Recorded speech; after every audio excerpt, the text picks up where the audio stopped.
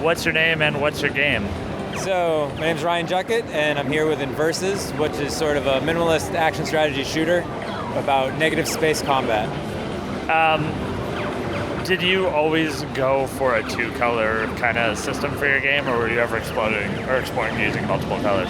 So it started just black and white. It was originally only, like the concept came from this 1v1, where one player was on black, one was on white, all existing in negative space of each other.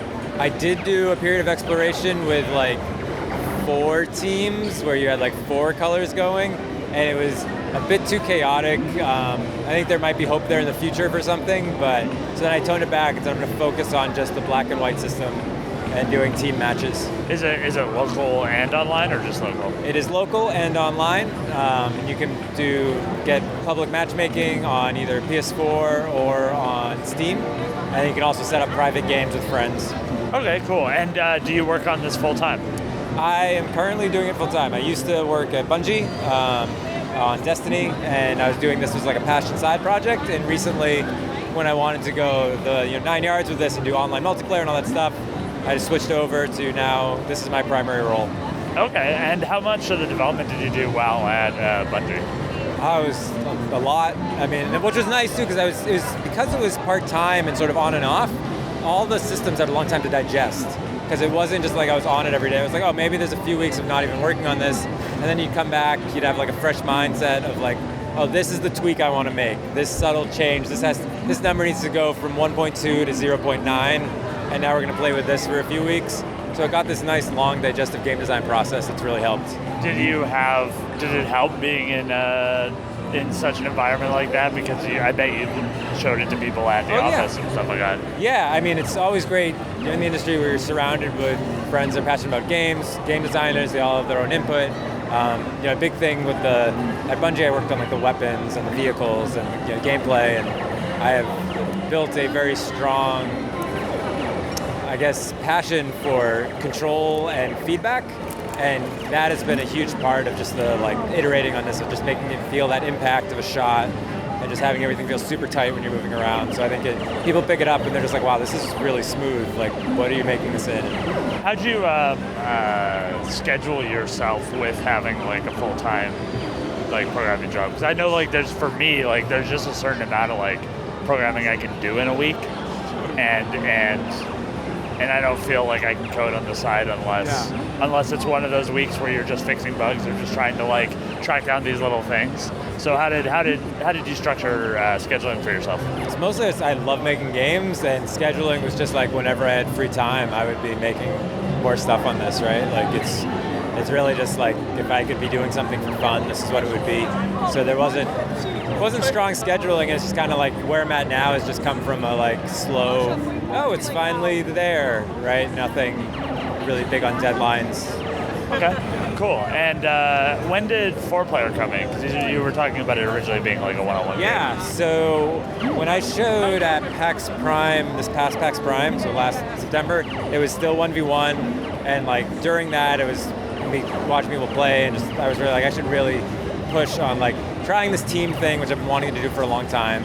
I had already tried 1v1v1 and decided it wasn't great. So it was a little bit after PAX Prime I popped it in. Okay, and what is it developed in? I'm sorry? What's the game developed in? Oh, the game. So everything's custom from the ground up, C++. This is artisanal game development. It's all the sounds have been synthesized from scratch. There's no sound libraries. The only thing I didn't do personally was the music, which is contracted out by music producer Livo in Germany, and everything else is just for me in Photoshop or with a sound editor or with Visual Studio. So what graphics library did you use? It's written on top of DirectX on PC. It can run an OpenGL, but that's for if I ever port to more stuff that needs that later. And then on PS4, it's just built on top of their proprietary stuff. What version of DirectX did you cut off? Because I know with PC development, sure, yeah. Our game's OpenGL, and we support 3.2, which I don't even know how old that is. This is running on DX9, so this would. I'm saying Vista Plus, but you could probably run this on XP if you wanted to. Yeah, we had a bunch of Russians or somebody saying oh, we want to play it on XP, and we ended up porting it after the fact. I think it would work. I just don't have an XP system at home to run it on. No, you don't need one to build for XP, I think.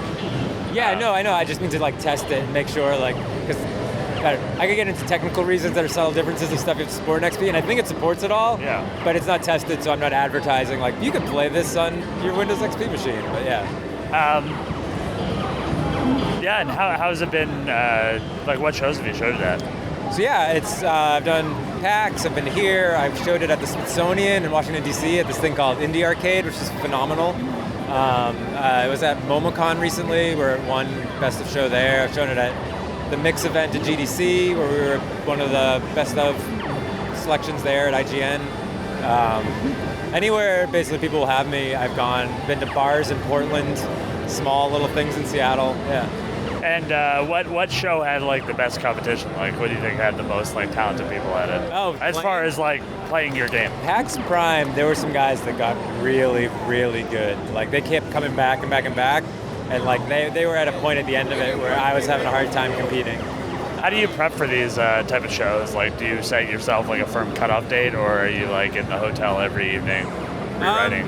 When as it's gotten closer to being done, there's a much more leeway on how much I'll do before it because the game's much more stable at the core. But definitely earlier on, like the builds had been done 2 weeks prior to a show. We're here, it's probably a few days old of a build, where it's just like, I tweak some pickup spots and some levels and stuff like that. And how have you done like trying to debug or error check at these shows? Like, do you run the game and debug like on your laptop so you can get like really good information if it crashes, or do you do like crash reports or stuff like that? It is. I've had it crash once at a show, and it's never been running in debug. And I think I fixed it later just from like seeing what happened. But yeah, I could probably do more work to get like telemetry or something. But a lot of the people coming into the show, it's like their first time playing. And it's more just making sure they're having fun and seeing it in the moment, where once it's out in the wild and people start getting good is where I'd want more information about like, okay, where are their balance issues on certain maps? Because it's a bit more chaotic with the show where it's just like, it's everyone's first 2 rounds and yeah. Cool, well thanks for being on the question bus. Is there anything else you want to plug? No, you can find it on inversusgame.com. On Twitter, it's Inversus On Facebook, it's Inversus If somewhere else you like going, it's probably Inversus there. Instagram account? I do not have an Instagram account. I'm slowly learning how to be a teenager again and get all these things. But I do have Twitter working. So. You have Snapchat? Snapchat, I have it installed. I don't know quite what to do with it yet. Okay, thank you, and I hope you have a good rest of the show. Yeah, you too.